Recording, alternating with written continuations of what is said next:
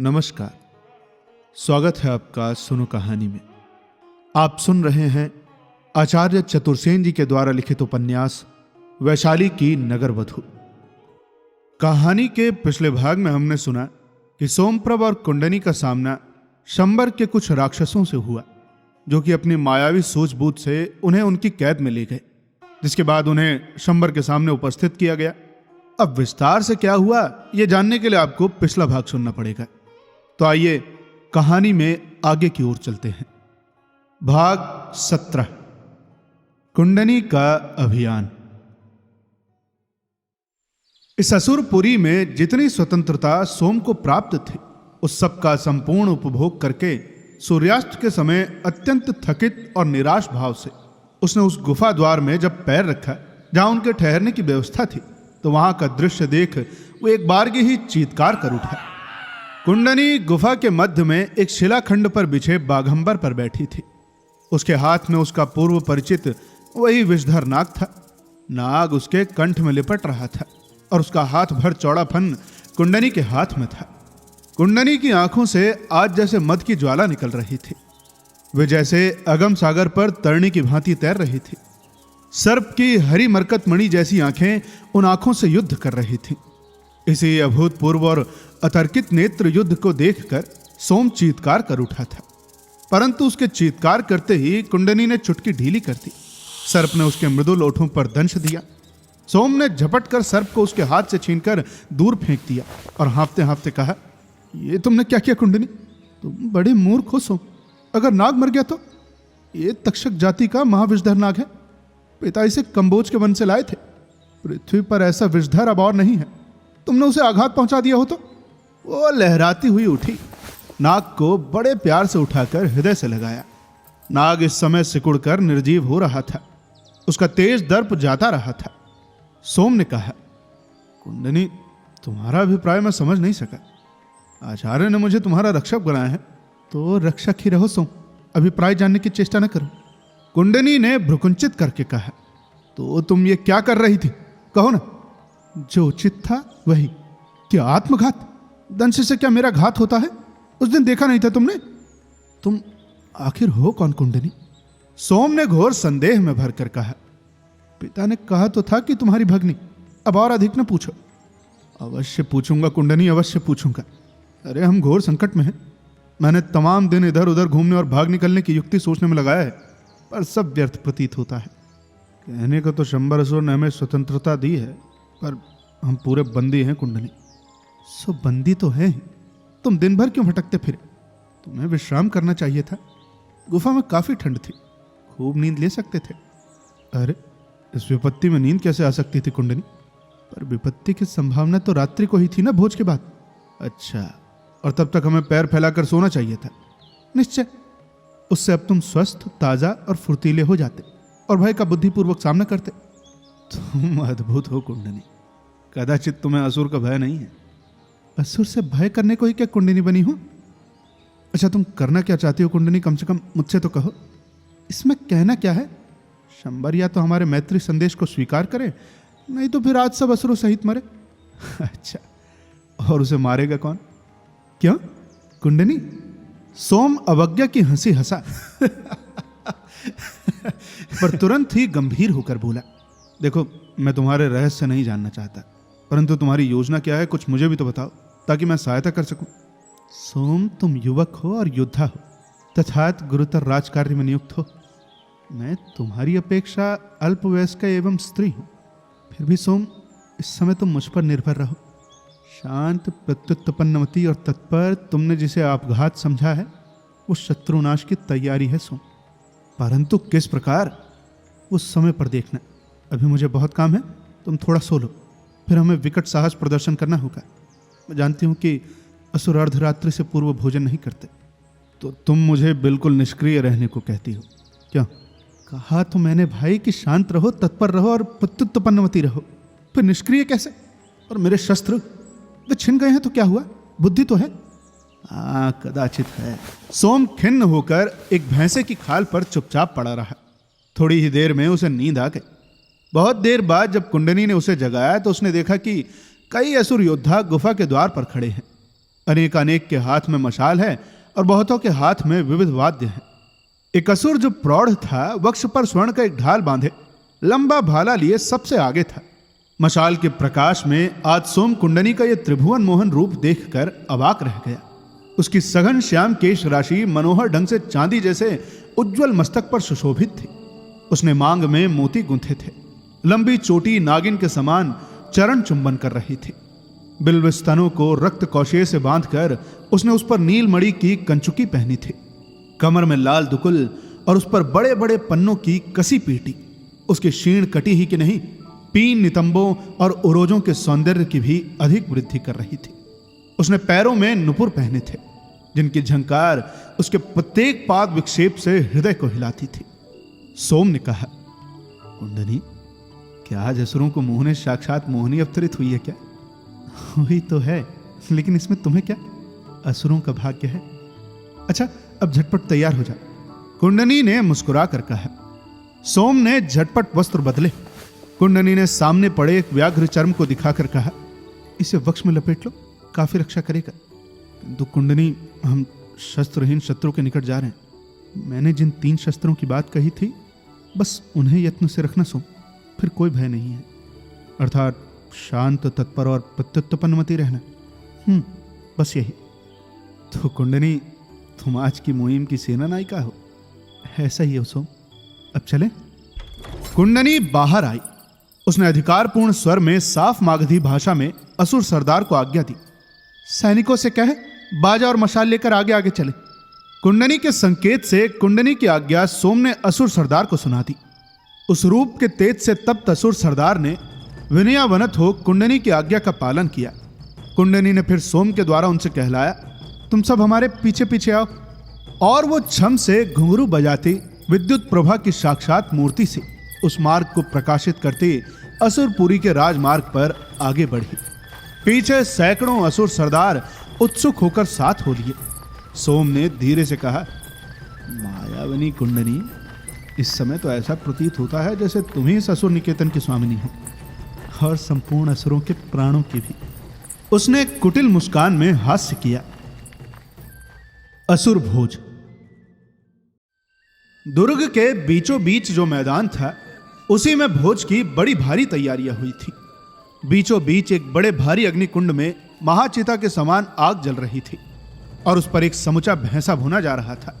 बहुत से असुर बालक, बालिका, तरुणियां, वृद्धाएं और वृद्ध असुर शोर करते करते आग के इधर उधर घूम रहे थे। ज्यों ही कुंडनी ने सोमप्रभ का हाथ पकड़कर रंगभूमि में प्रवेश किया, चारों ओर कोलाहल मच गया।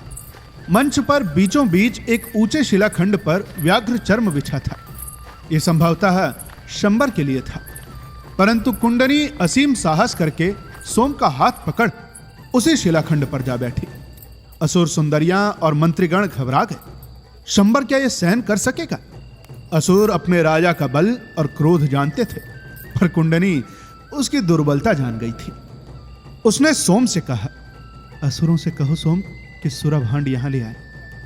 सोम के कहने पर कई असुर तरुण सुराभांड वहीं ले आए। इसी बीच जोर से बाजे बजने लगे। असुरों ने भीत होकर देखा, शंबर खूब ठाट का श्रृंगार किए चला आ रहा है। उसने स्वर्ण का मुकुट धारण किया था। उसका संपूर्ण वक्ष नाभि प्रदेश तक स्वर्ण से ढका था। कमर में नया चर्म लपेटे था और भुजदंडों पर भी स्वर्ण वलय पहने था। कंठ में बड़े बड़े मोती और मूंगों की लड़े पड़ी थी। मुकुट के दोनों ओर स्वर्ण मंडित 2 पशुओं के तीक्ष्ण सींग लगे हुए थे। सोम ने कहा, कुंडनी, असुरराज का सिंहासन छोड़ दे। कुंडनी ने सोम की बात पर ध्यान न दे उसे एक वाक्य आसुरी भाषा में झटपट सीख कर ज्यों ही शंबर सीढ़ी चढ़ रंगभूमि में प्रविष्ट हुआ, शिलाखंड पर खड़ी हो चिल्लाकर कहा, महासामर्थ्यवान शंबर के स्वास्थ्य और दीर्घायु के नाम पर। और उसने प्याले भर भर कर असुरों को देने प्रारंभ किए। तरुण और वृद्ध असुर इस अनिंद सुंदरी मनुष्य बाला के हाथ से मद पी पी कर उच्च स्वर में चिल्लाने लगे, महासामर्थ्यवान शंबर के दीर्घ जीवन के नाम पर। क्षण भर खड़े रहकर असुरराज ने यह दृश्य देखा और फिर वह मुस्कुराकर अपना स्वर्ण दंड ऊंचा उठाए आगे बढ़ा। उसने दोनों हाथ फैलाकर कहा, मुझे भी अपने हाथों से दे। कुंडनी खट्ट से शिलाखंड से कूद पड़ी। उसके हाथ में मद्य भरा पात्र था। उसने नृत्य करके नेत्रों से लीला विस्तार करते और भांति भांति की भावभंगी दिखाते हुए शंबर के चारों ओर घूम घूम कर नृत्य करना आरंभ कर दिया। उसका वो मद भरा यौवन, वो उज्जवल मोहक रूप, उसकी वो अद्भुत भावभंगी, इन सब को देख शंबर काम विमोहित हो गया। उसने कहा, दे न मनुष्य, मुझे भी एक भांड दे। पर कुंडनी ने और भी विलास प्रकट किया। वो मद्य भांड को शंबर के ओठों तक ले गई और फिर बिजली की तरह तड़प कर वो भांड बूढ़े असुर सचिव के मुंह से लगा दिया। बूढ़ा असुर चप चप करके वो सब मद्य पी गया और ही करके हंसने लगा। कुंडनी का संकेत पाकर सोम ने दूसरा भांड कुंडनी के हाथ में दिया। शंबर उसके लिए विह्वल हो जीभ छटकारता हुआ आगे बढ़ा, पर कुंडनी ने फिर वही कौशल किया और भांड एक तरुण असुर के होठों से लगा दिया। सब असुर कुंडनी को घेर कर नाचने लगे। शंबर अत्यंत विमोहित हो उसके चारों ओर नाचने और बार बार मद्य मांगने लगा। कुंडनी ने इस बार एक पूरा घड़ा मद्य का हाथ में उठा लिया। उसे कभी सिर और कभी कंधे तथा कभी वक्ष पर लगाकर उसने ऐसा अद्भुत नृत्य कौशल दिखाया कि असुर मंडल उन्मत्त हो गया। फिर उसने सोम के कान में कहा, इन मूर्खों से चिल्लाकर कहो कि खूब मद्य पियो मित्रों, स्वयं ढालकर सामर्थ्यवान शंबर के नाम पर। सोम के ये कहते ही कि सामर्थ्यवान शंबर के नाम पर, यही शब्द उच्चारण करके सारे असुर दल ने सुरा भांडों में मुंह लगा दिया। सामर्थ्यवान शंबर के नाम पर। कोई चषक में ढालकर और कोई भांडी में मुंह लगाकर गटागट मद्य पीने लगा। कुंडनी ने हंसते हंसते सुरा भांड शंबर के मुंह से लगा दिया। उसे दोनों हाथों से पकड़कर शंबर गटागट पूरा घड़ा मद्य का कंठ से उतार गया। कुंडनी ने संतोष की दृष्टि से सोम की ओर देखकर कहा, अब ठीक हुआ, पिलाओ इन मूर्खों को, आज ये सब मरेंगे। सोम, तुम अद्भुत हो कुंडनी। सोम ने कहा और वह असुरों को मद्य पीने को उत्साहित करने लगा। मद्य असुरों के मस्तिष्क में जाकर अपना प्रभाव दिखाने लगा। वे खूब हंसने और आपस में हंसी दिल लगी करने लगे। स्त्रियों और बालकों ने खूब मद्य पिया। बहुत से तो वहीं लौट गए, पर सोमप्रभ उन्हें और भी मद्य पीने को उत्साहित कर रहे थे। बुद्धिहीन मूर्ख अंधाधुंध पी रहे थे। शंबर का हाल बहुत बुरा था। वो तो सीधा तक खड़ा नहीं रह सकता था, पर कुंडनी उसे नचा रही थी। वो हंसता था, नाचता था और असुरी भाषा में न जाने क्या क्या अंड बंड बक रहा था। सिर्फ बीच में मानुषी मानुषी शब्द ही वो समझ पाती थी। अवसर पाकर उसने सोम से कहा, क्या कह रहा है ये असुर? प्रणय निवेदन कर रहा है कुंडनी, तुझे अपनी असुर राजमहिषी बनाना चाहता है। कुंडनी ने हंसकर कहा, कुछ कुछ तो समझ रही हूं सोम, ये असुर राज मेरे सुपुर्द रहा। उन सब असुरों को तुम आकंठ पिला दो, एक भी सावधान रहने न पावे। भांडों में एक बूंद भी मद्य न रहे। उन असुरों से तो निश्चिंत रहे कुंडनी, वे तो तेरे हाथ से सही मरे हो गए। मरे वे सब, कुंडनी ने हंसकर कहा। शंबर ने कुंडनी की कमर में हाथ डालकर कहा, मानुषी मेरे और निकट आ। कुंडनी ने कहा, अभागे असुर, तुम मृत्यु को आलिंगन करने जा रहा है। शंबर ने सोम से कहा, क्या कहती है रे मानुष?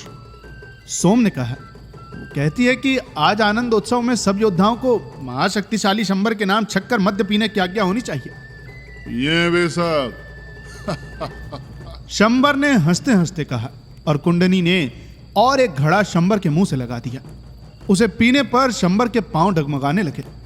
कुछ असुरों ने आकर कहा, भोज भोज, अब भोज होगा। शंबर ने यथासंभव संयत होकर हिचकियां लेते हुए कहा, मेरी इस मानुषी सुंदरी के सम्मान में सब कोई खूब पियो पियो, अनुमति देता हूं। खूब खाओ पियो, मुझे सारा दे मानुषी। और मगध मानव, तू भी स्वच्छंद खा पी। फिर वो कुंडनी पर झुक गया। सोम से असुर का अभिप्राय समझकर कुंडनी ने असुर को उसी शिलाखंड पर बैठाया। उसकी एक बगल में आप बैठी और दूसरी बगल में सोम को बैठने का संकेत किया। समूचा भैंसा जो आग पर भुना जा रहा था, खंड खंड किया गया। सबसे प्रथम उसका सिर एक बड़े थाल में लेकर 50-60 तरुणियों ने शंबर के चारों ओर घूम घूम कर नृत्य करना और चिल्ला चिल्ला कर गाना आरंभ कर दिया। भैंसे के सिर का वो थाल एक से दूसरे के हाथों हस्तांतरित होता। जिसके हाथ में वो थाल जाता, वो तरुणी गीत की नई कड़ी गाती। फिर उसे सब दोहराकर चारों ओर घुमा घुमा कर नृत्य करती। अंततः एक सुसज्जित तरुणी असुर सुंदरी के घुटने के बल बैठकर उथाल शंबर को अर्पण कर दिया। शंबर ने छुरा उठाया, भैंसे की जीभ काटी और उसे स्वर्ण के एक पात्र में रख खड़े होकर उसे कुंडनी को पेश करके कुछ कहा। कुंडनी ने सोम से पूछा, क्या कह रहा है ये? तेरा सर्वाधिक सम्मान कर रहा है। जीभ का निवेदन सम्मान का चिन्ह है, तो उसे मेरी ओर से धन्यवाद दे दो सोम। सोम ने आसुरी भाषा में पुकार कर कहा। महान शंबर को मगध सुंदरी अपना हार्दिक धन्यवाद निवेदन करती है। पियो मित्रों, इस मागध सुंदरी के नाम पर एक पात्र। मागध सुंदरी, मागध सुंदरी। ये कहकर शंबर एक बड़ा मध्य पात्र लेकर नाचने लगा। अन्य असुर भी पात्र भरकर नाचने लगे। असुरों की हालत अब बहुत खराब हो रही थी। उनके नाक तक शराब ठुस गई थी और उसमें से किसी के पैर सीधे न पड़ते थे। अब उन्होंने भैंस का मांस हबर हबर करके खाना प्रारंभ किया। कुंडनी ने कहा, भांडे में अभी सुरा बहुत है सोम, ये सभी नीच असुरों की उधरदारी में उड़ेल दो। सोम ने फिर सुरा ढालकर असुरों को देना प्रारंभ किया और कुंडनी शंबर को पिलाने लगी। शंबर ने हकला कर कहा, मनुष्य, अब तू नाच नाच, अब तू। उसका अभिप्राय समझकर कुंडनी ने संकेत से सोम से कहा कि अब समय है, अपना मतलब साधो। सोम ने कहा, महान शंबर ने मागध बिंबिसार की मैत्री स्वीकार कर ली है। क्या इसके लिए सब कोई एक एक पात्र न पिएंगे?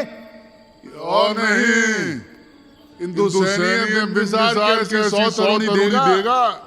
अवश्य, परंतु असुर उन्हें भोग छू नहीं सकेंगे, वे सब विद्युत प्रभ हैं। इसी समय कुंडनी ने मोहक भाव भंगी से नृत्य आरंभ कर दिया। वो प्रत्येक असुर के निकट जाकर लीला विलास करने लगी। मदिरा से उन्मत्त असुरों के मस्तिष्क उसका रूप, यौवन, लीला विलास और भाव भंगी देखकर बेकाबू हो गए। सब कोई कुंडनी को पकड़ने को लपकने लगे। किसी में संयत भाव नहीं रह गया। मृत्यु चुंबन। ये सब देख कुंडनी के संकेत को पाकर सोमप्रभ ने पुकार कर कहा, सब कोई सुने, ये मगध सुंदरी है जिसे असुर नहीं भोग सकते। जो कोई इसका चुंबन आलिंगन करेगा वही तत्काल मृत्यु को प्राप्त होगा। असुरों में अब सोचने विचारने की सामर्थ्य ही नहीं रही थी। मन करो, मन करो। सब चिल्लाने लगे। शंबर ने हाथ का मध्य पात्र फेंक कर हकलाते हुए कहा, अरे सब कोई इस मानुषी का चुंबन करो। सोम ने क्रुद्ध होकर कुंडनी की ओर देखा। फिर उसका अभिप्राय जान सोम ने कहा, जो कोई चुंबन करेगा वही मृत्यु को प्राप्त होगा। महान शंबर इसको न भूल जाए। अरे अरे, शंबर सब जानता है। उसने बहुत देव, दैत्य, गंधर्व और मनुष्यों का हरण किया है। कहीं भी तो ऐसा नहीं हुआ। दे 100 ऐसी तरुणियां दे रहे मानुष, यदि मेरी मैत्री चाहता है। शंबर ने मद से लाल आंखों से सोम को घूर कर कहा। कुंडनी नृत्य कर रही थी। जब बहुत से असुर तरुण हंसते हुए उसके चुंबन करने को आगे बढ़े तो कुंडनी ने एक छोटी सी थैली वस्त्र से निकालकर उसमें से महानाग को निकाला और कंठ में पहन लिया। ये देख सभी तरुण असुर भयभीत होकर पीछे हट गए। कुंडनी ने उस नाग का फन पकड़कर उसके नेत्रों से नेत्र मिला नृत्य जारी रखा। कभी वो शंबर के पास जाकर ऐसा भाव दिखाती मानो चुंबन दान की प्रार्थना कर रही हो। कभी सोम के निकट जा अपना अभिप्राय समझाती, कभी असुरों के निकट जा लीला विलास से उन्हें उन्मत्त करती। शंबर ने कहा, वो उस सर्प से क्या कह रही है रे मनुष्य? सोम ने कुंडनी से संकेत पाकर कहा, मैंने कहा था ना कि ये मागधी नाग पत्नी है। अब सर्वप्रथम नाग चुंबन करेगा, पीछे जिसे मृत्यु की कामना हो वो चुंबन करे। अच्छा अच्छा, तो फिर नाग चुंबन होने दे। तो फिर महान शंबर इस मानुषी के नागपति के नाम पर एक एक पात्र मद्य पीने की आज्ञा दें। शंबर ने उच्च स्वर में सबको आज्ञा दी। फिर असुरों ने मद्य के बड़े बड़े पात्र मुंह से लगा लिए। इसी समय कुंडनी ने नाग से दंश लिया। उस दंश को देखकर सभी आश्चर्यचकित हो गए। कुंडनी ने नाग को थैली में रख अपने वस्त्रों में छिपा लिया। उसके मस्तक पर श्वेत बिंदु झलक आए और वो विष के वेग से लहराने लगी। उस समय उसके नृत्य ने अलौकिक छटा प्रदर्शित की। ऐसा प्रतीत होता था जैसे वो हवा में तैर रही हो। उसके नेत्र और अधरोष्ट मानो मद निमंत्रण सा देने लगे। शंबर ने असंयत होकर चिल्लाकर कहा, मन करो, चुंबन करो इस मागध मानुषी का। सोम ने चिल्लाकर कहा, जो कोई चुंबन करेगा उसकी मृत्यु होगी। महान शंबर इसके जिम्मेदार है, हम नहीं। अरे चुंबन करो चुंबन। शंबर ने पुकार कर कहा। उसमें अब सोचने विचारने की कुछ भी शक्ति न थी। एक तरुण ने हठात कुंडनी को अपने आलिंगन में कसकर अधरों पर चुंबन लिया। वो तुरंत बिजली के मारे हुए प्राणी की भांति निष्प्राण होकर पृथ्वी पर गिर पड़ा।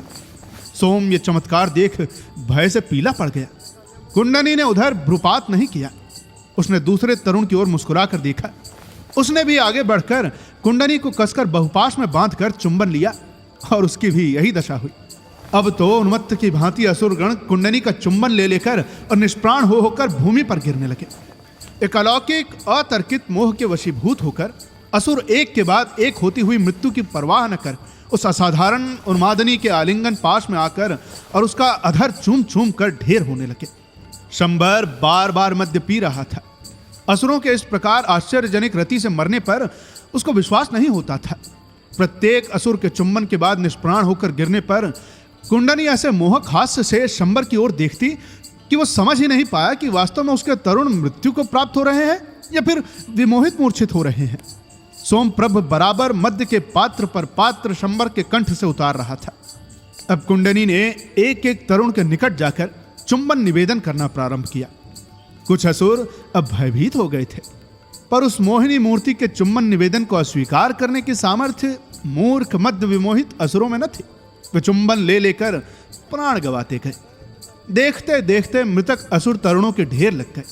कुंडनी अब वृद्ध मंत्रियों की ओर झुकी, परंतु वो भयभीत होकर झिझक कर पीछे हट गए। कुंडनी ने उन्हें हठात अपने आलिंगन पास में बांधकर उनके होठों पर अपना चुंबन अंकित कर दिया और वे भी निष्प्राण होकर जहां के तहां ढेर हो गए।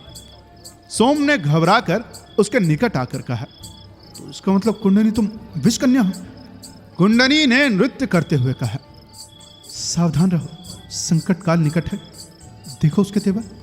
शंबर अब सावधान हुआ और क्रुद्ध नेत्रों से कुंडनी को ताकने लगा। कुंडनी ने देखकर और मुस्कुराकर बंकिम कटाक्ष बात कर एक परिपूर्ण मद्य पात्र उसके होठों से लगा दिया, परंतु उसने कुंडनी को एक ओर धकेल कर मद्य पात्र फेंक दिया। उसने फिर गुर्रा कर कहा, या तूने मेरे तरुणों का हनन किया? सोम ने शंबर की बात उसे समझा दी। कुंडनी ने संकेत से कहा कि वो शंबर के पासों में ही रहे और उसके सिंहासन के बगल में जो बर्छे और शूल लगे हैं आवश्यकता पड़ने पर उनसे काम ले, पर इसमें वे जल्दी न करे। संयम और धैर्य से अंतिम क्षण तक कुंडनी का कौशल देखे। सोम ने शंबर को क्रुद्ध होते देख कहा, महाशक्तिशाली शंबर से कह दिया गया था कि ये तरुणी नाग पत्नी है और मागधी मानुषी असुरों के भोग की नहीं। असुर अपने ही दोष से मरे हैं और फिर महान शंबर ने उन्हें चुंबन की आज्ञा खुद दी थी। परंतु ये मानुषी अति भीषण है, कहकर उसने सिंहासन से खड़े होने की चेष्टा की, परंतु लड़खड़ा कर गिर गया। सोम ने कहा, मागध मनुष्य इससे भी अधिक भीषण है यदि उन्हें शत्रु बना दिया जाए। क्या महान शंबर को मागध बिंबिसार की मित्रता स्वीकार है? शंबर ने बड़बड़ाते हुए कहा, मागध मानुषी अति भीषण होती है। उसने कुंडनी की ओर प्यासी चितवन से देखा। कुंडनी ने मद्य का एक बड़ा पात्र लाकर उसके होठों से लगा दिया। शंबर उसे पीकर ओठ चाटता हुआ फिर सिंहासन से उठने लगा। इस बीच में बचे हुए असुर तरुण कुंडनी से भयभीत होकर भागने लगे। बहुत से विवश मदमस्त पड़े थे। मृत असुरों के ढेर जहां तहां पड़े थे। उनके कज्जल समान निश्चल शरीर उस अग्नि के प्रकाश में भयानक दिख रहे थे। शंबर के मन में भय समा गया, पर वो कुंडनी की ओर वैसी ही प्यासी चितवन से देखने लगा। हठात कुंडनी ने फिर आकर एक मद्य भांड उसके होठों से लगा दिया। उसे भी गटागट पीकर शंबर ने खींचकर कुंडनी को हृदय से लगा। उन्मत्त भाव से हकलाकर कहा, दे मृत्यु चुंबन दे मानुषी, तेरे स्वर्ण अधरों को एक बार चूम कर मरने में भी सुख है। पर कुंडनी ने यत्न से अपने को शंबर के बाहुपाश से निकालकर फुर्ती से एक लीला विलास किया और फिर दूसरा मद्य पात्र उसके होठों से लगाया। फिर उसने सोम से संकेत किया। मद्य पीकर शंबर शिलाखंड पर बदहवास पड़ गया। वो कुंडनी को बरबस खींचकर अस्त व्यस्त असुरी भाषा में कहने लगा,